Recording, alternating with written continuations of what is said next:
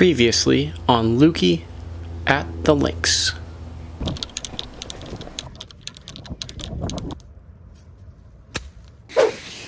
Okay, now check this out. They have a grass driving range. So before we start the back nine vlog, check that out. Grass range. So you can go to their driving range and hit off of grass and not a turf. Pretty awesome. This hole was so freaking hard. It was ridiculously hard. I can't believe how hard it was. So I hit a 9-iron, wind behind me. It was about 150 yards. I thought I could sneak it up there because it was a front pin. And you're going to see my 9 got to the cart path, and I probably gave myself the worst shot. I should have hit an 8-iron and blown it by the pin because I really couldn't stop that ball with the wind. I guess I should have tried to hit it into the downslope and killed it. You can't see this, but this green slopes crazy back to front. But it's not going to be like a Spanish Bay or some of these fancy courses where it'll send it down. Took my bogey. Now this hole, I didn't play with architectural integrity in mind. So the hole really goes out to your right, but I wanted to kind of pull it or hit a draw and come in from the short side. So I think that if I went over this hill that you'll see coming up, there's a hill over there, I knew that I could cut the corner on the hole and take a lot of the danger of the hole out of play. So I drove to here and I really hit a good chip shot, and this was how hard this course was. Now, one, I didn't know the break of the green was the opposite from what I played, which was like everything. But two, the ball, you really have to hit a specific type of putt or chip to get the ball to stop, and made a par. That's fine. 12th hole, deep mid-length. These holes kind of felt a little longer than the yardage. I'm not sure why. Maybe it was the time of day.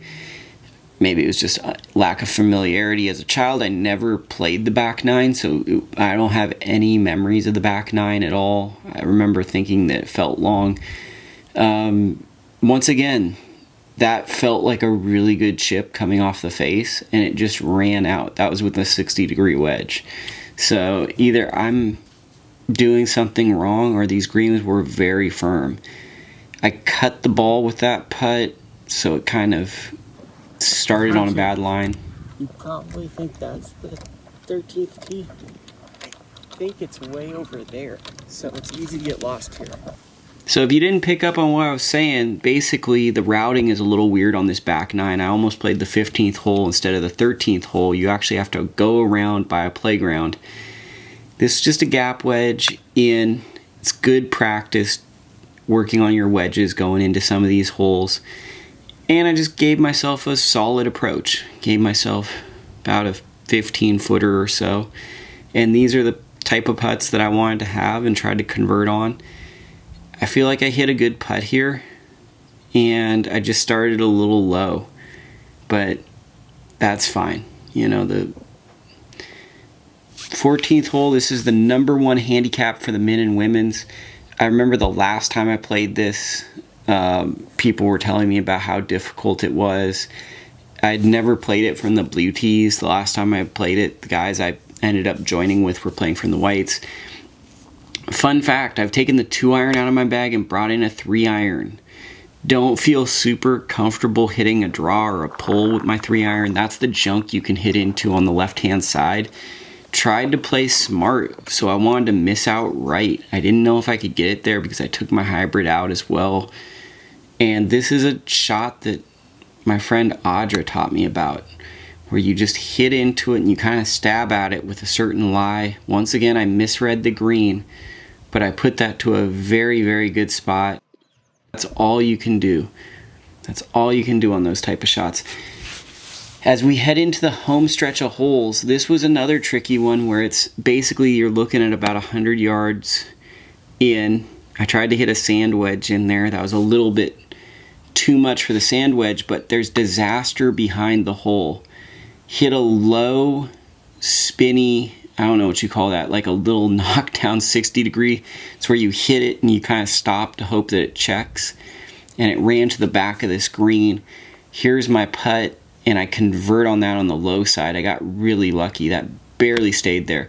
This was very close to being a hole-in-one. So I don't know if you're going to be able to see this, but this was very, very, very close to going in. That was very, very close. It's right there.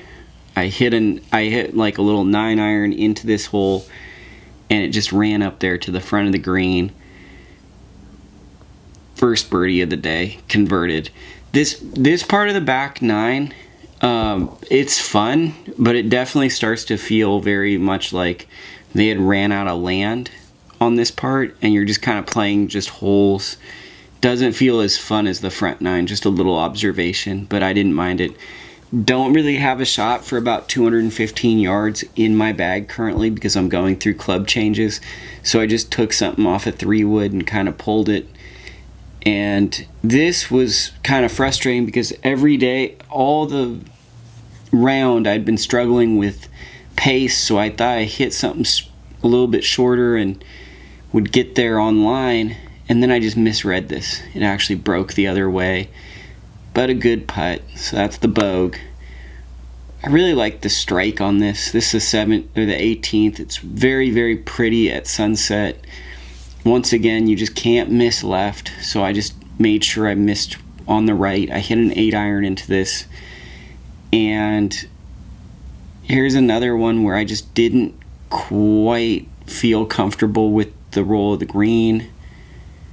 I think once again I also had the line wrong.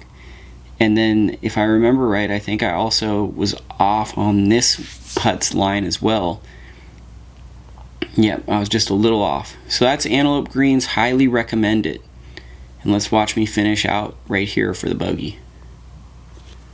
If you like this video, it would really help me out a lot if you hit the subscribe button, if you like the video, if you share it, and even if you leave a comment. We're trying to get the algorithm going. We're trying to get people enjoying this content.